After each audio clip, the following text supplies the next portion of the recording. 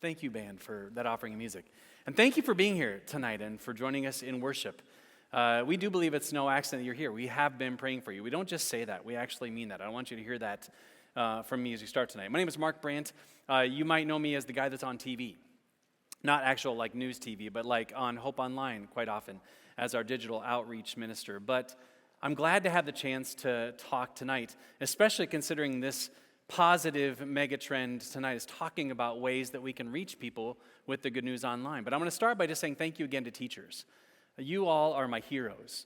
As a dad right now who is ready to send his 16-year-olds back to you, I want to thank you and I'm praying for you. But I'm tired of waking them up to eat lunch. So they need to get back and be in school and have routines. And you know what? This whole idea of like, hey, go into training. I mean, you have to start waking up early next week. You'd think they would start a week before. No, we're jamming this last moment of summer as long as we possibly can. They're probably going to stay up until like midnight or 1 o'clock on Monday night before they go on Tuesday too, because that's the way my kids roll. But I want to thank you for being who you are and for serving in the way that you do. Because it's good news for some of us parents that our kids are going back to school. And this idea of the good news that you heard in that passage from Romans is important, especially in this time, because there isn't a lot, it feels like, of good news out there right now. If you tune into anything, whichever you kind of watch for where you get your news, it feels like, man, can it get any worse at times? So is there ever a more important time in our history that we need some good news? But I want to start with an idea about the truth of the good news of Jesus. Because I'm not just talking about getting something good or getting good news from a relative or from a friend. I'm talking about the timeless truth of Jesus, because it truly is timeless. That's the truth I think that matters most in this time where everything feels upside down. So how do we share this timeless truth, this good news of Jesus? Well, let's just start by looking at it from a human perspective. We know what it means to share good news. It's not hard. When something happens to us that we like, that is transformational, that is good, we want to share it. And we have devices now that allow us to share that at a moment's notice. Let's put it back in the first century church time again. Paul wrote this letter to the church in Rome, and he didn't send it to them over email. He sent it to them. Somebody had to actually physically carry that letter all the way from where he wrote it to the church. That was how they got their news. Nowadays, it's instantaneous. But we love nothing more than to put that out there. I mean, I remember my first ever phone call on a mobile phone. I was in college at the time. This is the early 90s, if you will. And I was playing tennis in the summer, and my doubles partner and I had won this meet that we were playing in, or this tournament we were playing in. And I wanted to tell my family. And Steve, my doubles partner, was an early owner of the bag phone. Those of you that are old enough to remember the bag phone. It plugged into the charging port in your car, and you turned it on, and you could call people. So he said, let's just go call her from my car. So we went to Steve's car, and he pulled out the bag phone. I'm like, this is the coolest thing ever. I put my mom's number in there, and I called her, and she answered. It was amazing.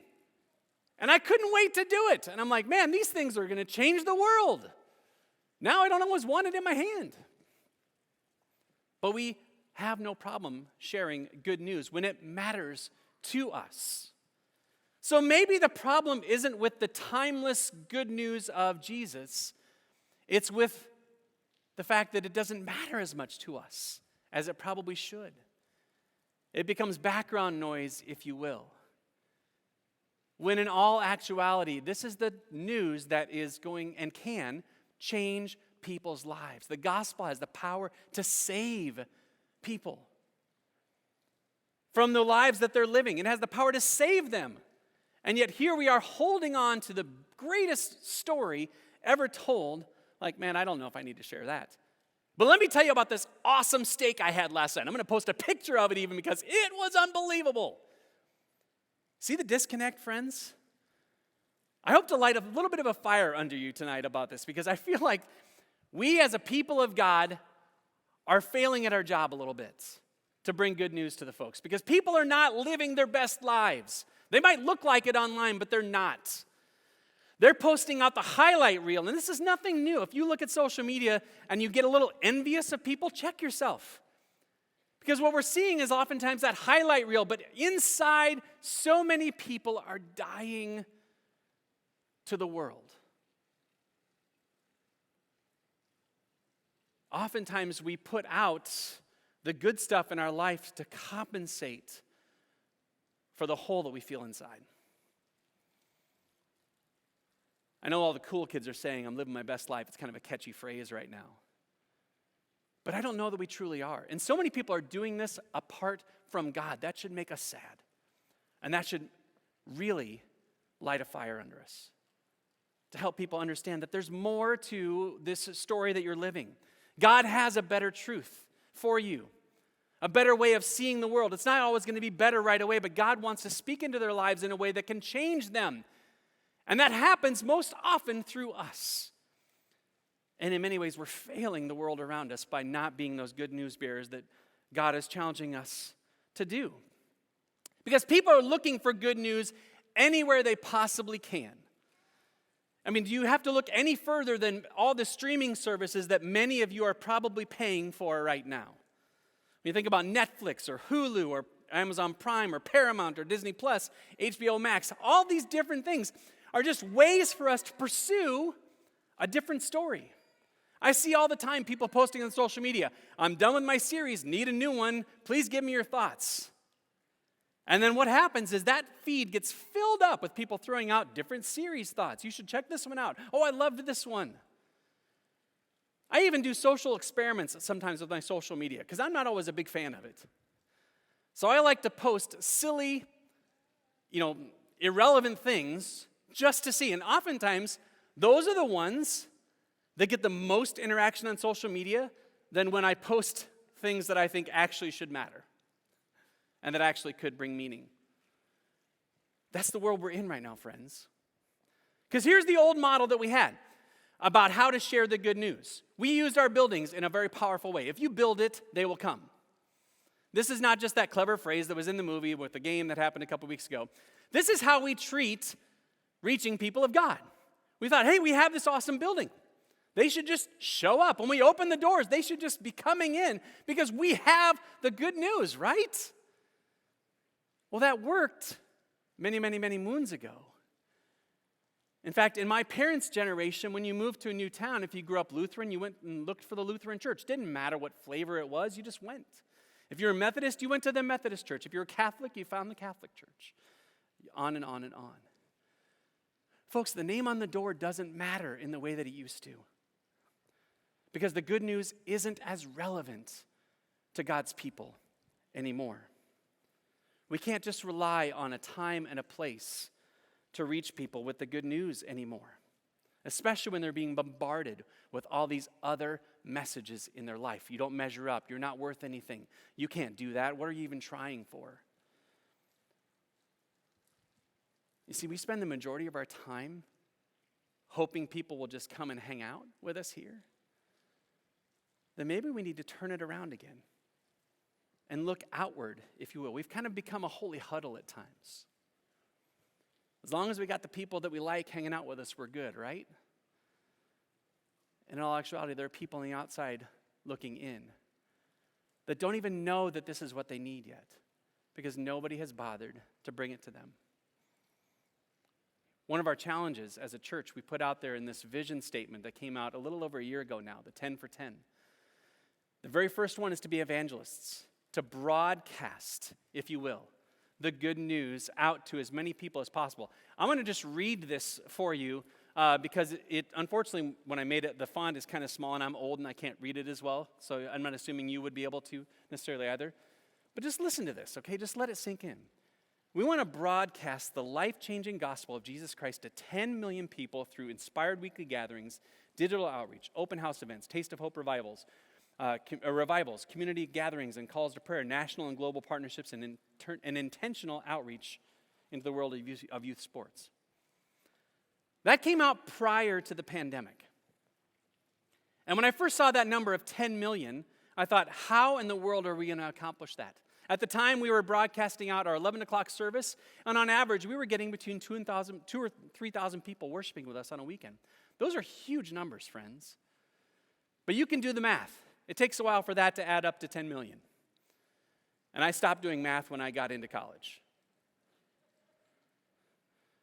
But we have new tools at our disposal as the church to reach people with the good news now. We are online. Tons of churches who weren't online prior to the pandemic are now online. We're trying to reach people with this good news. We found some really cool ways to do it even at the beginning of the pandemic. We did some midweek stuff. We did some evening stuff. We did all kinds of ways we thought we could bring the good news out there because why? It mattered. It would have been far easier for us as a church just to kind of mail it in and say, well, let's just, we'll record the service and we'll put it out there on the weekend and that'll be good. But we feel that this is the most important message that we can possibly bring out to folks, that we tried everything we could. We tried brand new things that Hope had never done before, just to see if we can reach people for the good news. That's the challenge that extends to each and every single one of us, friends, is to find new ways to reach people with this good news. Finding new ways has to matter. And it has to be in creative ways too. I have friends that had never broadcasted before at all as a church. And when everything shut down, they had to figure out how to do it. And so I had people calling me because they thought, first of all, that I had it figured out, which I don't, but I know enough. And they said, well, Mark, how can we get this message out in a way that will help people because we can't have people come in. We don't feel that it's safe. And so I would show people these little cameras or little things you can put on there or little ways you can broadcast to as many people as you could. And churches found a new way to reach folks. And it's not that in-person didn't matter anymore. And even when we were shut down, we knew that in-person gatherings still mattered to people. I mean, think about this, and this just happened to me the other day. I needed some 5-star, 5-subject notebooks for my 16-year-olds before they go back to school. And as you can appreciate, since I waited too long to do this purchase, I thought, well, I'll just look at Target online because my mom sold drugs for Target for a long time, so I still get her discount. She was a pharmacist. I should qualify that for a moment. But it's a great joke. When people say, well, what did your mom do? Well, she sold drugs for Target. But because of that, that's where I do most of my shopping for school supplies. And so I looked, first of all, online. Because I wanted to make sure before I left the house that whichever store that I would go to would have it. But if I would have bought it from them online, they could have shipped it to me and it would have gotten here like in October. So I had to still go to the store. I had to still go and show up. It wasn't like it didn't matter anymore. We still go places. We still know that we need to show up in radical ways. I mean, all those food deliveries we did throughout the pandemic, and now as people are kind of migrating back to going out to eat, we're finding how cool that is to go out and be around people. But how many of you had that uncomfortable like reconditioning moment where like you get around people, you're like, I haven't been around you in a long time. I don't know how to act around you. But then we found this is something that our bodies crave. We were made for this. We weren't made necessarily to do church on the couch like so many people are still doing. And that's totally understandable. For those of you that are online right now, and that's where you are, God love you for that. I'm glad you're worshiping with us. But even those of us that do online ministry, what I do around the country, will say that at some point, doing church in that manner is not going to fulfill you. At some point, couch church just isn't going to do it. We are made to be around people. God created us for relationships on purpose. And we, as bearers of the good news, are challenged with inviting people into whatever that might look like. Let me back up for a second, please. Let me give you a great example of what that looks like for me. Because I am a people person. I am wired to be around people. Way back, way before the pandemic started, we launched a local site in Clear Lake, Iowa. And if you don't know what local sites are, we had worshiping groups of people that decided they didn't want to be doing church on their couch alone anymore. They said, what would it look like if we gathered in a public space and hung out? and did worship with one another. And so they started. And so we have local sites in 7 different communities around Iowa and one in Kansas. And our church in Clear Lake, when they launched, if you can imagine, this new thing coming to town, this new church, especially with the name Hope attached to it, there were some that made a little nervous. Like, oh my gosh, here comes that big church from West Des Moines coming in. We don't know what this means. And so some people got a little bit fearful of what that could be. And if you've ever heard Pastor Mike talk about when people maybe have some questions about us, his response is not often to defend Hope, it's to come and see. Come and see us. Come and hang out with us. And so what I chose to do, instead of telling him, hey, come on, you guys, just get over it, I joined a group of pastors that live in that area called a conference. And they all are pastors of small churches up in north central Iowa.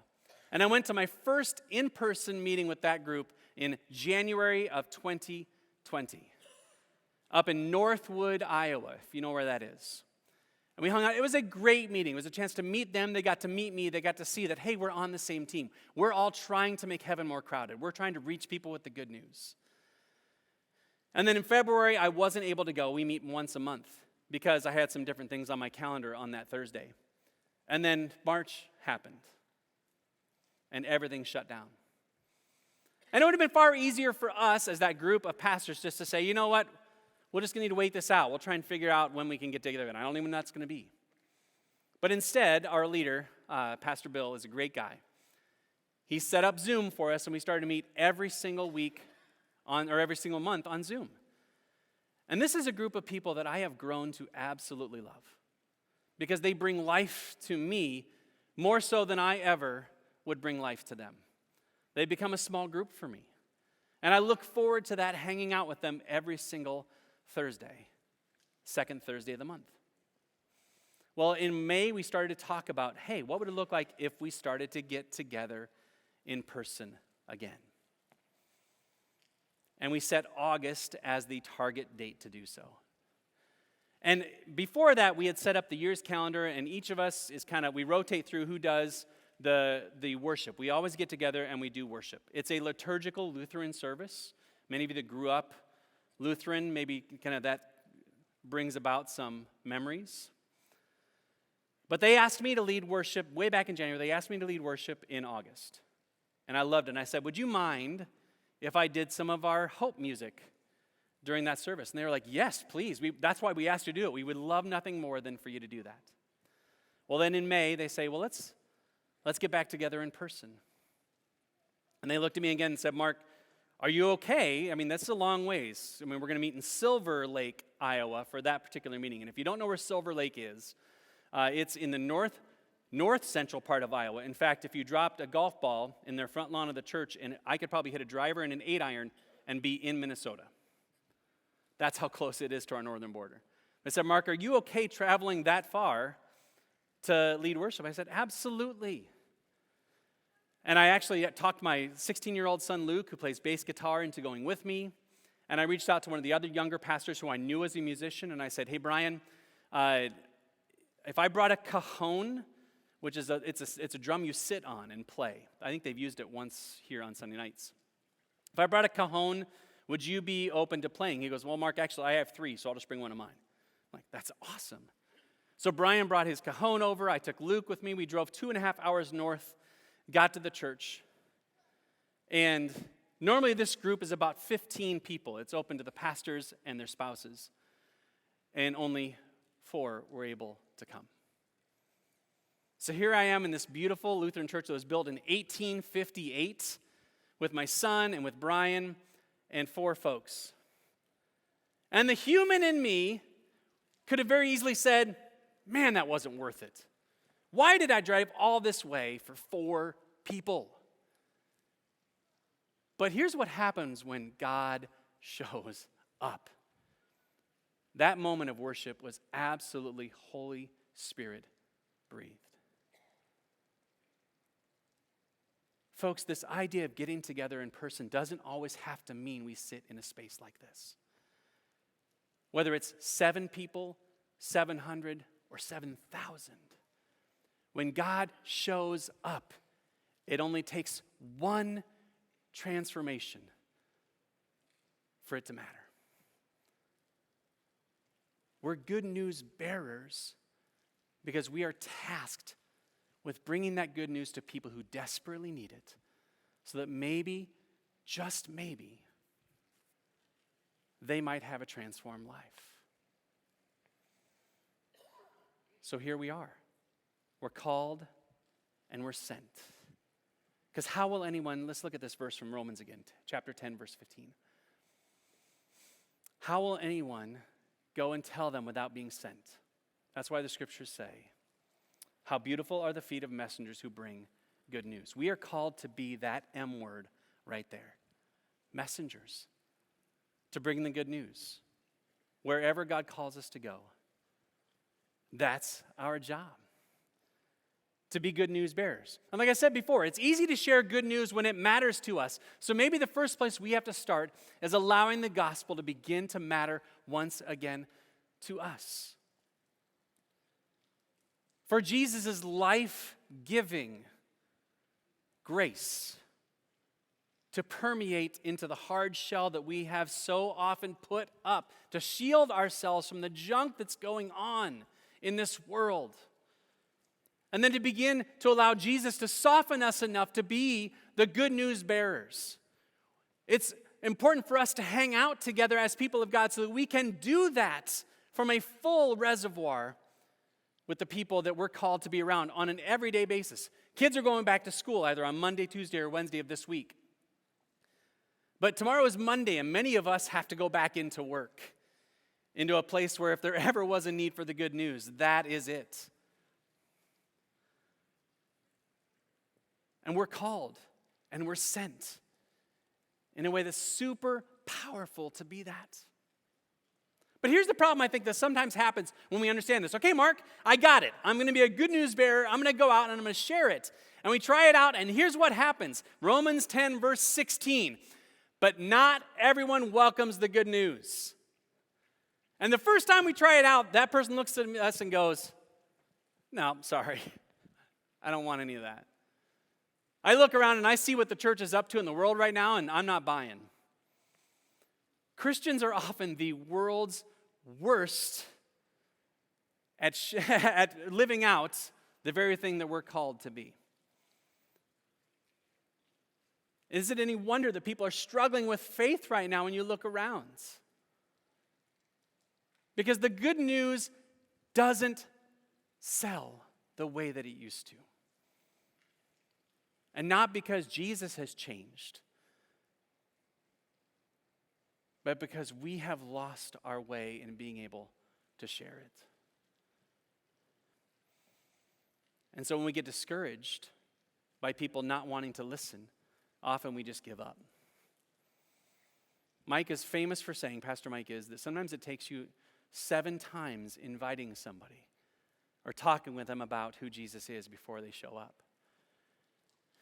And I think many of you in here, if you're honest, you're here because at some point somebody invited you to come in and hear it.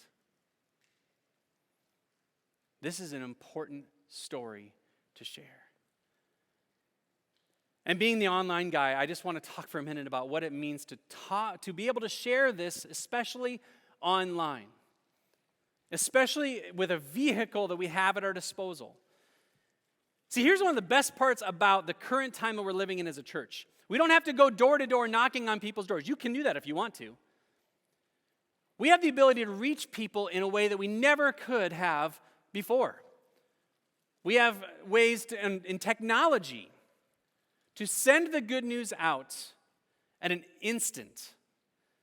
But there are some ways I think we have to think about this if we're going to do it well in that sphere. So let me give you just some tips, if you will, for a moment. And I actually borrowed these from Pastor Mike this morning. I was sitting at home and I was worshiping, not on my couch, actually in my comfortable chair.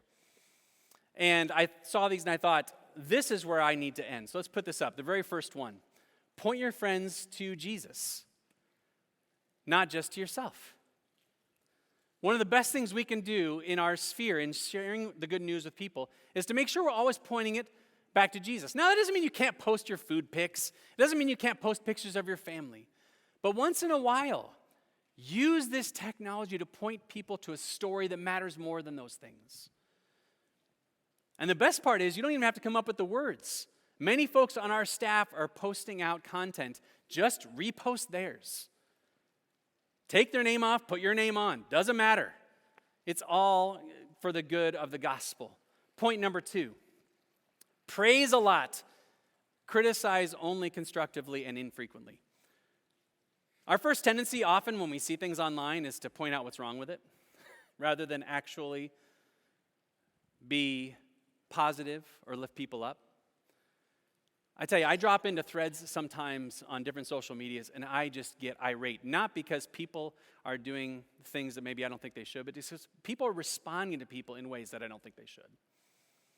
That's not helpful in any way, shape, or form. We have to be better, especially as people of God, as bearers of the good news. We have to be better in the ways that we share that good news with others. The third point, aim for creative and engaging, not weird and repellent. I love that. Be creative and engaging. I posted something on Facebook tonight inviting people to join us online, and here's how I said it. I said, you should join us online because you're going to hear me talking out of my face about Jesus. That's a phrase that's kind of native to me, but you can think about ways you post it or the ways you talk about Jesus. If we only use the old ways, it maybe isn't going to be relevant anymore. And I'm not trying to pretend to be hip cool. I am not. I jumped over that far long ago. I want to claim I jumped over at 25, but many others are, they just tell me, no, Mark, sorry. It was way before that. You don't have to try and be clever. Just be creative. Find different ways to say things, to invite people in. Tell them we serve if you want one of the greatest breakfasts in town, join me at 9:30. There's different ways that we can tell people about what this is. And don't be weird about it. I think you can kind of determine what that might be. Point 4. Post for unbelievers, not just your holy huddle. Think about who we're trying to reach. There are a lot of people, like I said, on the outside looking in that are living a story that's not how God would want them or lead them to believe. Realize we have the opportunity to still reach people with the good news. And that number of unbelievers in the city of Des Moines still far outnumbers the number of believers. Our work is not done here in this city. And our work is not done online. Our work is not done wherever you are worshiping right now online. We've got to keep looking for folks whose story is far from God and remind them that God is never far from them. Number 5, be peacemakers, not dividers. Oh, I don't even want to dig into that because I think that speaks for itself. Number 6, post with courage that loves everyone always, not fear that justifies hate. You don't have to look far to find hate online these days. You don't have to look far to find people that don't really like each other. And that's what is also very sad. Find ways to be encouraging. Maybe, if you will, go back, if you are a social media participant, and if you're not, that's no big deal.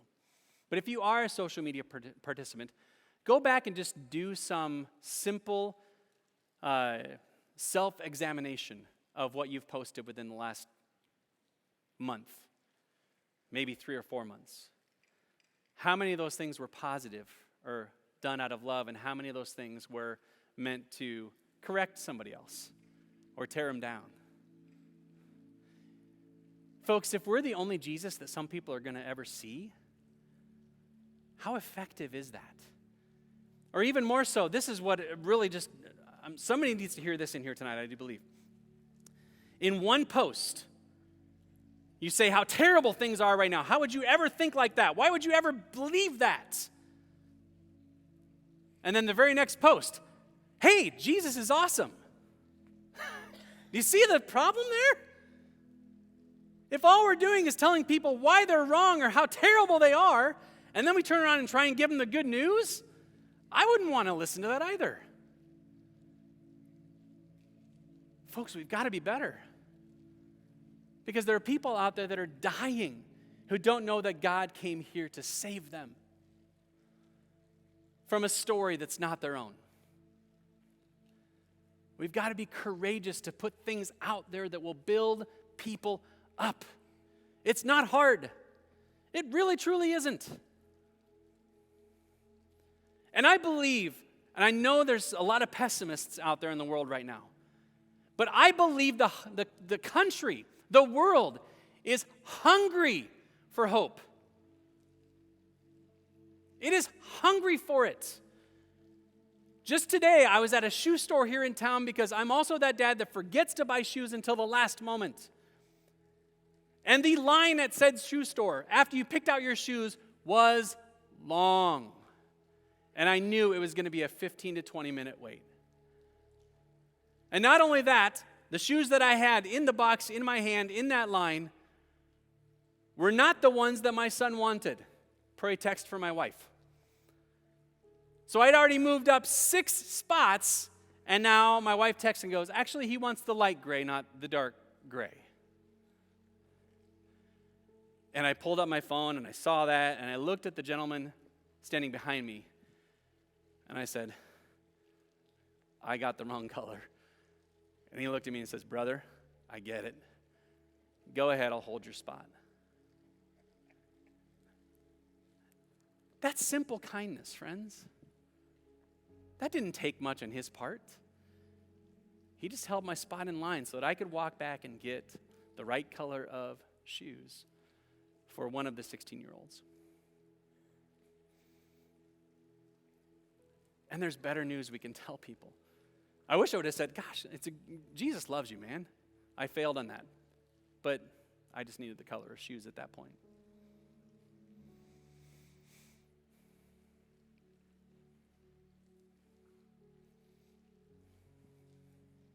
There's a lot of people out there that are struggling. And we hold the keys to the kingdom. The message of Jesus Christ. All we have to do is be bold enough to share it. So maybe this week, maybe tonight, you'll take a moment to bring kindness to somebody in that place, to bring the good news to somebody that desperately needs it. And then invite them to come back and hang out with you here next week. You might be surprised how that approach would work. Amen? Amen. Let's stand up and sing.